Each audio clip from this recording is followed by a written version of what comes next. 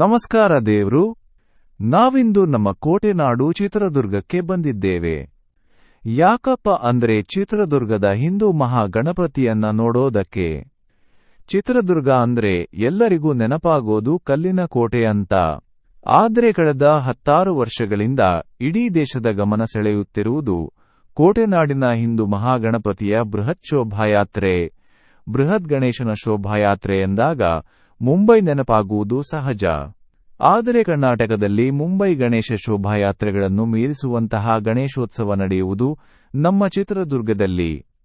ಏಷ್ಯಾದಲ್ಲಿಯೇ 2ನೇ ಅತಿದೊಡ್ಡ ಗಣೇಶನ ಶೋಭಾಯಾತ್ರೆ ನಡೆಯೋದು ಕೋಟೆನಾಡು ಚಿತ್ರದುರ್ಗದಲ್ಲಿ. ಈ ಯಾತ್ರೆ ರಾಜ್ಯದಲ್ಲಿಯೇ ಹೆಸರುವಾಸಿಯಾಗಿದೆ.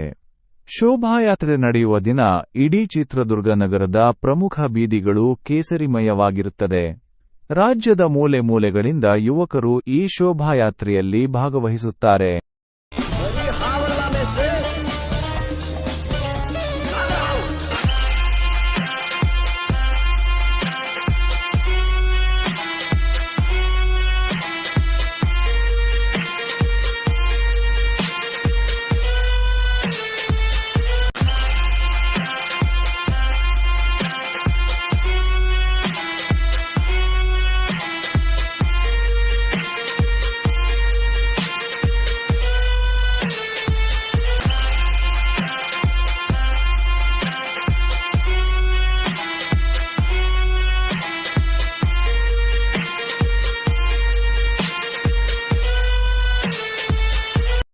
ವಿಶ್ವ ಹಿಂದೂ ಪರಿಷತ್ ಹಾಗೂ ಬಜರಂಗದಳ ವತಿಯಿಂದ ಕೋಟೆನಾಡು ಚಿತ್ರದುರ್ಗ ನಗರದ ಚಳ್ಳಕೆರೆ ರಸ್ತೆಯ ಪಂಚಾಕ್ಷರ ಸಭಾಭವನದ ಪಕ್ಕದಲ್ಲಿ ಸುಮಾರು 18 ಅಡಿ ಎತ್ತರದ ಹಿಂದೂ ಮಹಾಗಣಪತಿ ಪ್ರತಿಷ್ಠಾಪಿಸಿ ವಿಶೇಷ ಪೂಜೆ ಸಲ್ಲಿಸಲಾಯಿತು.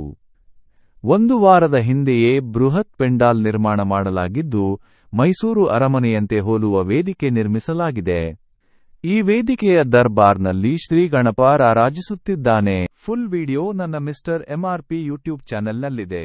ದಯವಿಟ್ಟು ಹೋಗಿ ನೋಡಿ.